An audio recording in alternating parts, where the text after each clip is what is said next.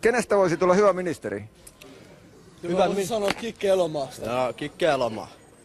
Ja tääkin on kyllä hyvä jätkä, mut... Ai Timo Soini? No onhan se hyvä jätkä. Helvetissä on kyllä. Onhan se hyvä jätkä. Tää kaveri ja tää. Näistä mä en kyllä pidä.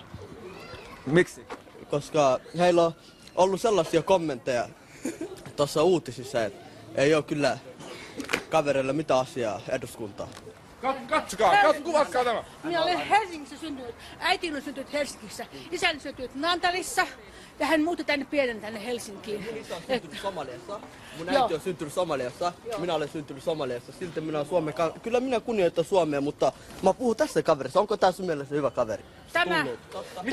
Tämä puolustaa Suomen kansaa, joka pitää meidän puoltamme pitää siinä, että ensiksi pitää meidän suomalaisten saada hyvät palkat ja työtä ja kaikkia, siis huono-osaiset ja kaikki lesket. Ja kaikki maahanmuuttajat menis pois Suomesta. Suomi kaatuisi. Mä haluaisin nähdä sun verkirjat. Oletko sä todella työssä täällä Suomessa? Tämä on rasismia, huomatteko? Mä en usko tuohon. Te olette sellaisia, jotka elätte täällä Suomessa. Eli jos me ei käydä töissä, me ei ole edes ihmisiä.